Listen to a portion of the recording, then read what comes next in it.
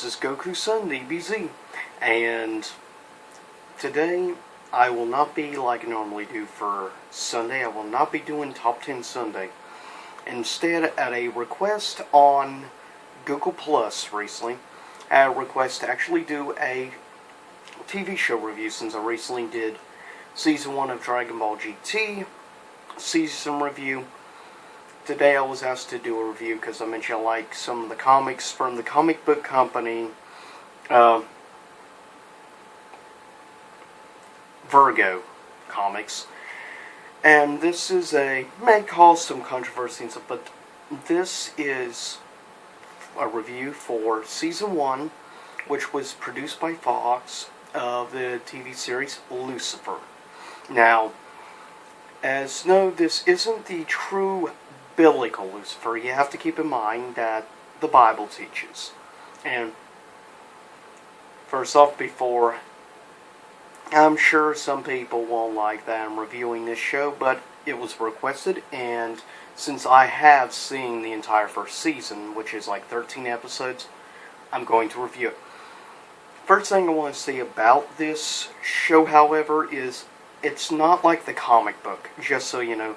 And there's really two versions of the comic.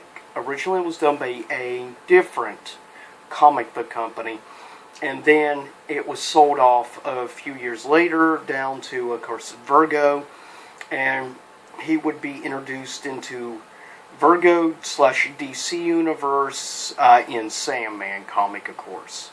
Now, this is completely different because this is based somewhat more in reality. Now, here's the basics. It's more or less played out like a police drama show, unlike you probably would have expected. And he takes the form, and I will say the actor chosen to play the role of Lucifer is quite good, very charismatic, very good actor, and I'm surprised I haven't seen him in any other TV shows or anything at all. Because he steals every scene and moment he's in this show. Seriously, he's just awesome. He's very witty. He has a great twisted sense of humor, and that's something for a great character. Now, of course, he's first supposed to come off as hating all humans and stuff, but as time progresses, he becomes somewhat of an anti-hero, I guess you could say. But he still has a dark side to him. Now, it says at the beginning of the show, like, supposedly afterwards, like for thousands of years, he looked over and rolled over hell, it said, until he decided to go on holiday. And so where else does Lucifer end up deciding to come to for about 5 years now? Los Angeles, City of Angels. Surprise, surprise. And he ends up running this nightclub, of course, with his secondary, which is supposed to be a demon in human form, of course. And may I add, the one they have working for him, very attractive young lady. And he ends up, like this one girl he tries to help out and stuff, ends up getting shot and killed. Of course, bullets hit him, but he comes back to life. And this sets up a thing with the police and stuff. And he wants them to find who murdered this girl, which he actually surprisingly seems to care about. And it's strange for him to care about anything. And he ends up getting interested in this particular police detective who ends up assigned to the case, and he ends up very infatuated, I guess you could say, with her. And that leads to some interesting, awkward moments throughout this first season. Anyways, he ends up going after her, try to find out who killed the girl. Ends up laying him to some of these particular people. Then find out later, like this guy, record label producer and stuff, which apparently also knows that he's Lucifer because apparently worked out some sort of deal. And he ends up popping up at the guy's wedding and ends up embarrassing because, you see, Lucifer can has this ability with women to pull out a woman's deep desires and stuff, to speak their mind honestly with him, except for this police detective, which is what catches his attention and makes him somewhat interested and obsessed over her throughout a chunk of the season. And that sets up a lot of interesting developments in definitely the first season. You also have this male guy who, come to find out, is actually the ex-husband of this main police detective, and of course they have a 6-year-old daughter together. Very intelligent girl and stuff. Like, first her and Lucifer meet at the school and stuff, and he says, "My name is Lucifer Morningstar" and stuff, and she's like, "The devil?" And he's like, "Precisely," with a great evil smirk grin. That's just awesome. The guy who they have play Lucifer is just hilarious, great comedic timing, just so superb, with definitely his screen time. He really knows how to carry the show, and I think it's because of him. It's definitely one of the reasons why the show has been signed on for a second season, and I honestly can't wait for season 2. I've actually really been stoked because I like the newer comic series of Lucifer. Now, there hasn't been any new issues in almost 2 months now, which is kind of annoying. And then you have this guy who comes in, who shows up in the first episode, but you see down the line he plays a big influence and part in this first season, and that is a brother of Lucifer, which is supposed to be, of course, an angel.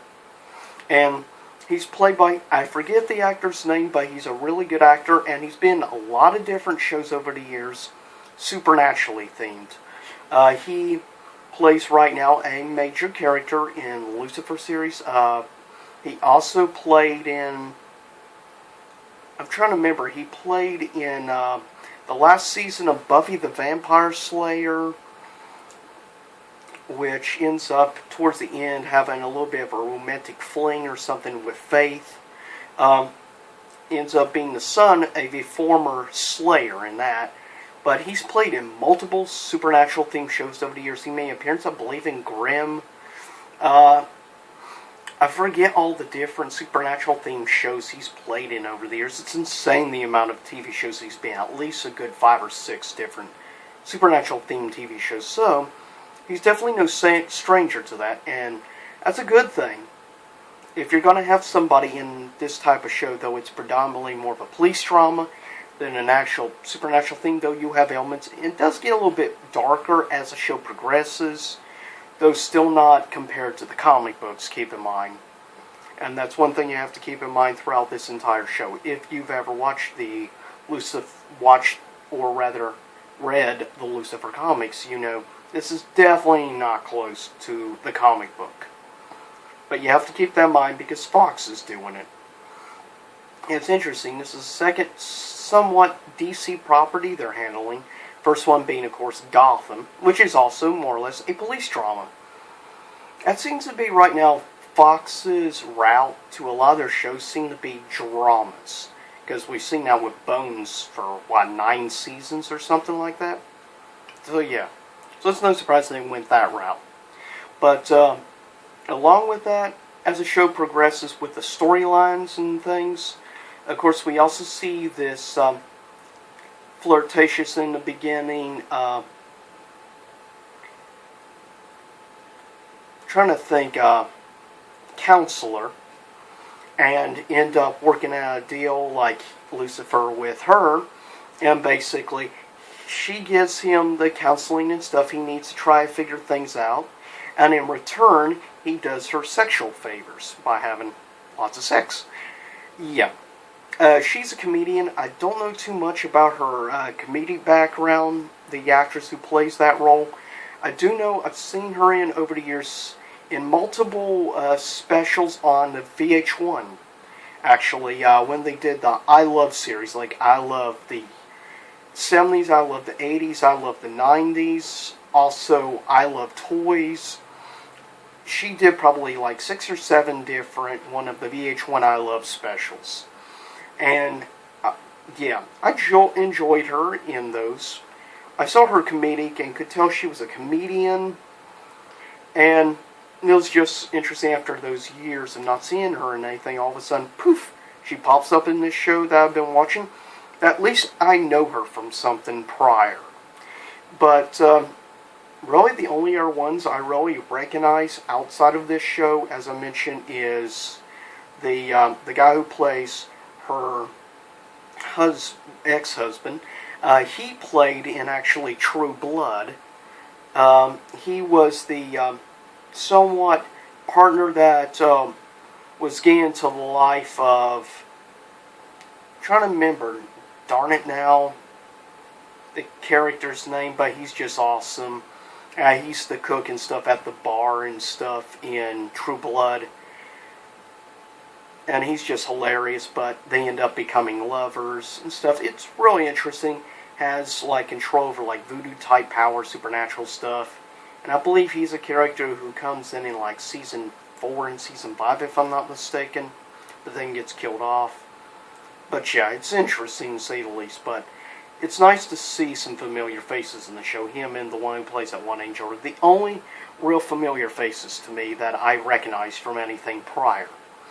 But with that said, as we go on, we find out that he's not always immortal, Lucifer, because he gets injured whenever he's near this police detective, because he actually has feelings and stuff, and for some reason, those feelings, whenever she's around, makes him mortal, where he can die. And different things, and supposedly the only way he can come back to his true form and stuff is with the angel wings, which apparently have been stolen and stuff.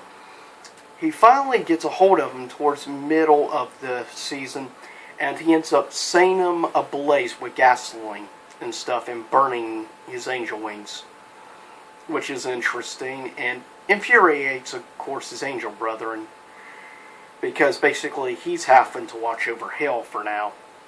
And as things progress, he ends up trying to use, I guess you could say, the counselor of Lucifer to try use to manipulate him. He pretends that he's also like a doctor and stuff, to kind of influence her on her decision making and trying to help, of course, Lucifer and stuff. It's just really interesting overall show. It's really a comedic slash police drama, more or less is what it is. It's a drama slash elements of comedy. Though it's based on a comic book, it frankly really doesn't feel like it's based on a comic book at all, to be honest. It just has elements from the comic, but it's basically 95% nothing like the comic book whatsoever. Other than some of the characters' names, that's really the only major difference, to be fair. But it is a good show for the most part. If I had to rank it on a level of 1 to 10 TV show, now I didn't rank the first season of Dragon Ball GT. I'll rank it now before I give my final verdict on season 1 of Lucifer. And I give the first season of GT, a scale of 1 to 10, a 6.5 out of 10. Now with this, I'm actually giving Lucifer a rank of a...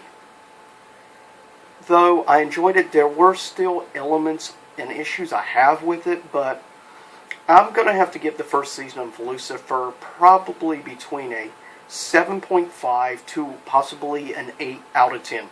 That's how much I thoroughly enjoyed the first season. And in the near future, I may actually do a review of the first and second season of Gotham.